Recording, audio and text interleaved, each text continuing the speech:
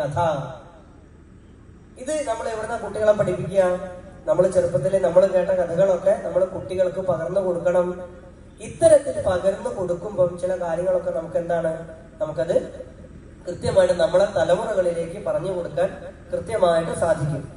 നോക്കൂ, അപ്പം നവരാത്രിയുടെ പ്രാധാന്യം, സനാതന ധർമ്മത്തിന്റെ പ്രാധാന്യം ഒക്കെ പറഞ്ഞു. ഇതേ സനാതന ധർമ്മത്തിന് പല പേരുകളിൽ അറിയപ്പെടുന്നുണ്ട്. സനാതന ധർമ്മം എന്ന് പറയുന്നു, വൈദിക ധർമ്മം എന്ന് പറയുന്നു, ഒക്കെ പറയുന്നുണ്ട്. എന്താ സനാതനം എന്ന് പറയുന്ന വാക്കിന്റെ അർത്ഥം? സനാതനഃ. ആരാ സനാതനഃ? സാക്ഷാൽ ഭഗവാനാണ് സനാതനം. സനാതനസ്യ ധർമ്മഃ ഭഗവതഃ ധർമ്മഃ ഭവതി, സനാതനസ്യ ധർമ്മഃ ഭവതി സനാതന ധർമ്മഃ എന്ന് സംസ്കൃതത്തിൽ പറയും. സനാതന ധർമ്മം എന്ന് പറഞ്ഞാൽ ഭഗവാന്റെ ധർമ്മമാണെന്ന് പറയുന്നു. ഒരുപാട് ശ്രേണികളിൽ അത് പറയുന്നുണ്ട്. നോക്കൂ, ഈ മഹാഭാരതത്തിലൊക്കെ പറയും ആചാര പരമോ ധർമ്മഃ. എന്താ ധർമ്മം? നമ്മൾ കേട്ടില്ലേ, ഈ വേദങ്ങളൊക്കെ നമ്മളോട് പറഞ്ഞിട്ടുണ്ട്. സത്യം വദ. അടുത്തവരെന്താ? ധർമ്മം വദ എന്നല്ല പറഞ്ഞത്, ആണോ? കേട്ടിട്ടുണ്ടാവും. ധർമ്മം ചര എന്നാണ് പറഞ്ഞത്.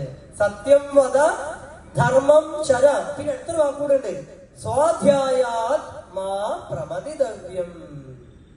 നമ്മൾ പഠന കാര്യങ്ങളിൽ സ്വാധ്യായത്തിൽ നിന്നും ഒരിക്കലും പിന്തിരിയരുതേ.